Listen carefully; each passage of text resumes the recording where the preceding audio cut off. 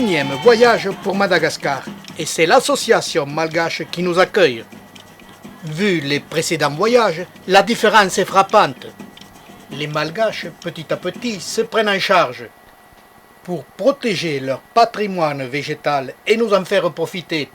C'est le secrétaire malgache, Ridza, qui nous accompagnera tout au long du voyage et nous présentera les membres. Alors je vous présente Adrien, qui est responsable de Cacté Vidéo Madagascar. Donc ici c'est l'endroit que nous allons visiter, les différentes plantes, les kalankoués, les orchidées, les cactus. Et cet endroit s'appelle Anja. Ça vient du nom d'un baobab qu'on appelle Andasonia ja. C'est dans ce secteur que nous allons parcourir toute la journée qu'Adrien a créé la réserve pour les plantes et les animaux. Ce sont ces actions de protection des plantes que Cacté Vidéo Madagascar encourage. Depuis sa création, Adrien a créé 25 emplois et reçoit des milliers de visites. Et au niveau de pluie, le taux de pluie c'est 700 mm par an. Et ici c'est 900 mètres d'altitude. Et cet endroit s'appelle Anja. Et c'est moi qui ai créé l'association des paysans pour protéger cet endroit il y avait 7 ans. Et au début, il n'y en a que 5 personnes dans l'association. Et maintenant, c'est 160 personnes. Et c'est les paysans qui gèrent la réserve. Voilà. C'est bon. Et vous avez ici quelques lémuriens encore que vous protégez aussi? Si, il y a encore des lémuriens à protéger, à peu près 600 dans cette réserve sur 650 hectares. Et puis les gens ils cessent de couper les arbres, il y a quelques paysans qui chassaient les lémuriens, mais maintenant ça y est, c'est fini. Et puis il y a une équitabilité entre l'association et les paysans, ce que je vous explique après. Après ces présentations, nous allons à la réserve d'Adrien, près de la ville d'Ambalavo. Au détour d'un virage, nous sommes surpris par une foule immense qui vient vers nous. Nous nous arrêtons. C'est la coutume à Madagascar. La rentrée des classes est un jour de réunion de tous les élèves de chaque canton. Ils défilent et vont écouter les discours des responsables sur la place publique. C'est surprenant et cela se passe de commentaires. Dès qu'ils arrivent à notre hauteur, ils nous saluent et se mettent à chanter. Bonjour, bonjour, bonjour, bonjour, bonjour, bonjour. Bonjour, bonjour, bonjour, madame la maîtresse.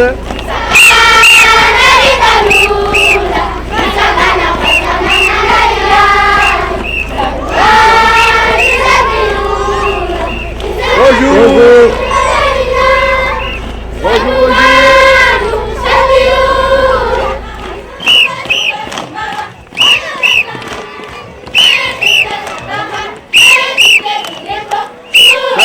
bonjour.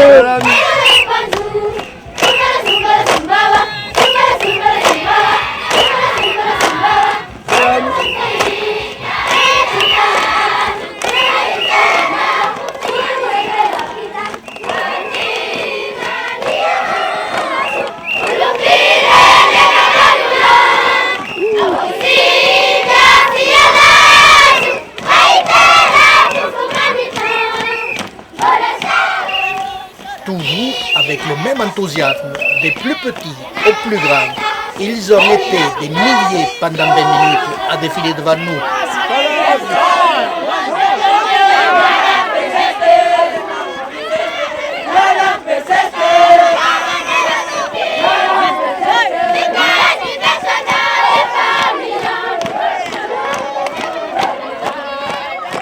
C'est cela l'accueil de Madagascar. Les commentaires sont superflus et nous reprenons la route vers la réserve d'Adrien. Là, sous la conduite d'Adrien, tout le village d'Anja nous accueille.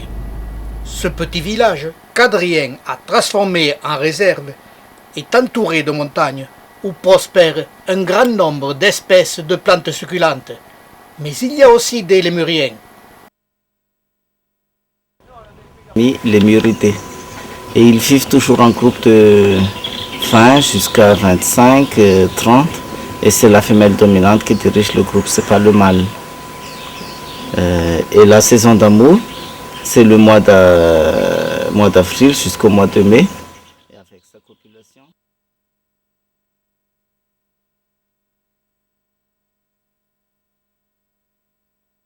Nous escaladons un amoncellement de roches où prospèrent dans des conditions d'aridité maximale quelques petits groupes de plantes succulentes.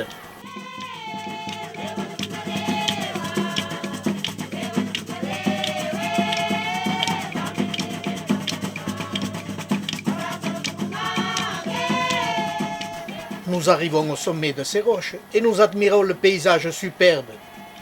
Et nous trouvons là, très isolé, ce Pachypodium densiflorum, accompagné de touffes très fines qui ressemblent à des cheveux, le Coleochlora setifera. Ce Lomatophyllum, dans un état de sécheresse extrême, termine notre matinée. Je réserve l'image pour notre après-midi qui sera exceptionnel. Quand nous arrivons à notre voiture, les enfants dansent.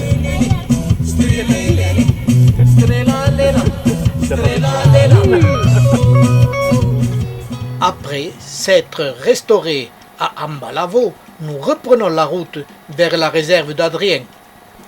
L'après-midi sera exceptionnel. Les plantes succulentes vont nous montrer un festival de couleurs. Cette parure éblouissante des aloès ibitienses est due à l'ensoleillement. Comme le secteur est très aride, les plantes y sont clairsemées et de petite taille. Comme Setophorbia leucodendron, variété Ontoclada. Nous attendrons qu'Adrien nous fournisse des images de plantes en fleurs pour identifier avec certitude ce magnifique aloe qui perd sa parure éblouissante dès qu'il est à l'ombre. Cet aloe ibitiensis est parfois accompagné du Kalanchoe tomentosa. Il y avait des plaques rocheuses couvertes par endroits du superbe aloe ibitiensis. Nous les admirons et continuons notre promenade. Plus loin, c'est la rencontre avec l'aloe macroclada. Lui aussi est une plante isolée, en très petits groupes. Il a aussi revêtu sa parure de couleur pour résister à la sécheresse. Nous continuons notre marche, tout en admirant les plantes.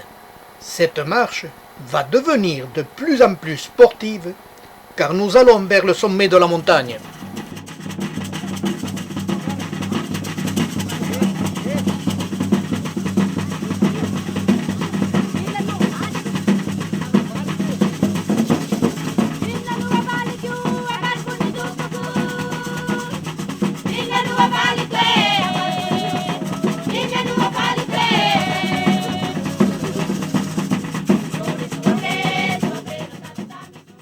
Là, nous sommes en présence d'une plante que je n'ai pu identifier.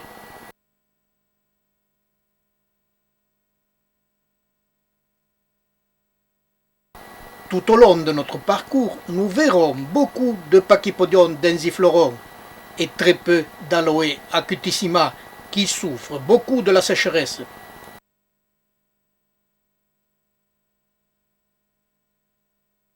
Comme la nourriture est rare, ces Pachypodium poussent peu et restent trapus. De temps en temps, on voit des Kalanchoe pubescens. Avec les Cynanchum ou Cynancum, l'identification reste difficile, surtout sans les fleurs. Le nom que je lui ai donné reste incertain, car dans ce même secteur, il se présente sous diverses formes. Nous ne serons fixés qu'avec la fleur, et c'est Adrien qui nous apportera la solution. Au fur et à mesure que nous prenons de l'altitude, le panorama devient exceptionnel. Nous comprenons qu'il y a dans ce secteur un grand nombre de plantes différentes à voir ou à découvrir. Ces paysages nous donnent la promesse de beaux voyages. Avec cette Euphorbia fianaranzoa, ce Pachypodium densiflorum et ce Senecio crassissimus, la nature a réuni là 3 espèces. Mais quel tableau! Plus loin, c'est la rencontre avec le Cynanchum rossi, plante peu commune. Celui-ci est très reconnaissable sans la fleur, car c'est la seule espèce qui a les tiges carrées.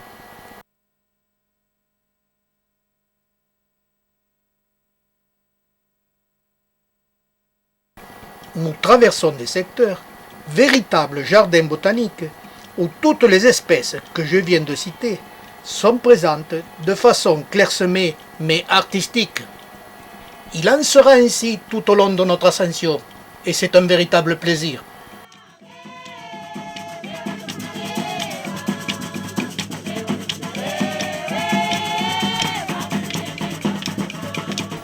Plus haut, et c'est la surprise, nous allons pendant un moment voir des calanchoés sans sépales, de couleurs variables allant jusqu'au violacé. Leur couleur et leur forme est surprenante.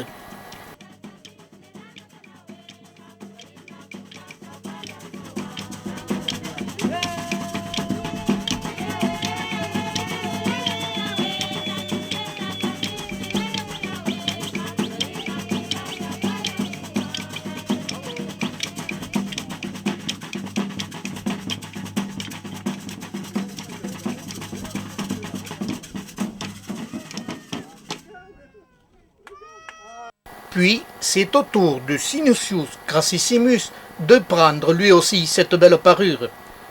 Pour la bonne raison, c'est que nous continuons à prendre de l'altitude, et les rayons ultraviolets y sont très violents.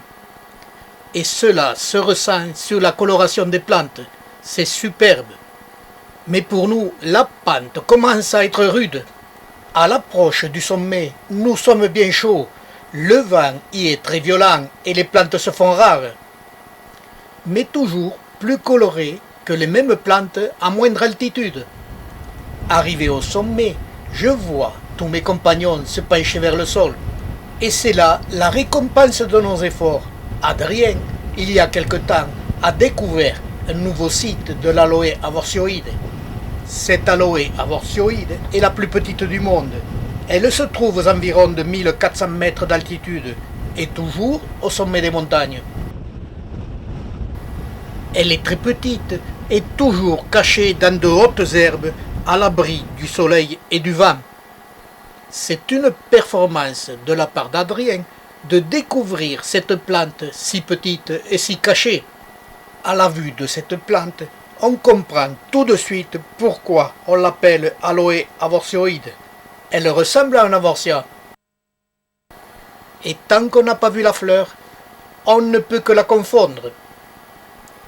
Cette aloe est très intéressante par ses dimensions, son aspect et son adaptation à l'altitude.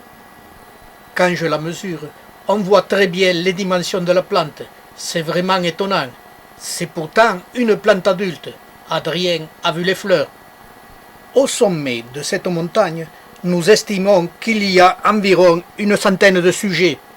C'est donc une plante à protéger qui se trouve dans la réserve que Adrien a créée, ce qui va faciliter sa protection.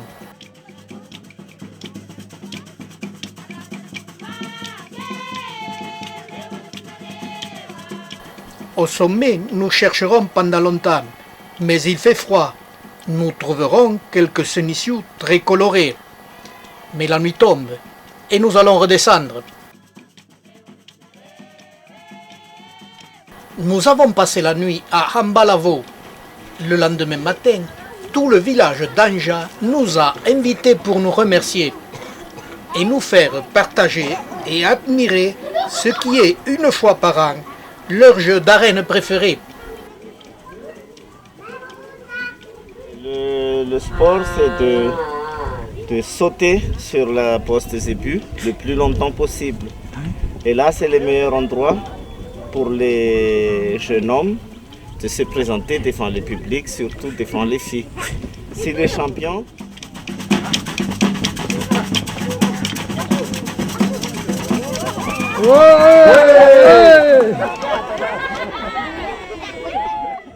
Cette journée que nous avons passée avec Adrien, Rizza et le village d'Anja a été pour nous extraordinaire. Nous remercions tout le monde, mais il nous faut continuer notre route, car il nous faut partir à la recherche d'autres plantes succulentes et à la rencontre d'autres membres de Cactivideo Madagascar. Riza a mis la musique et les enfants dansent.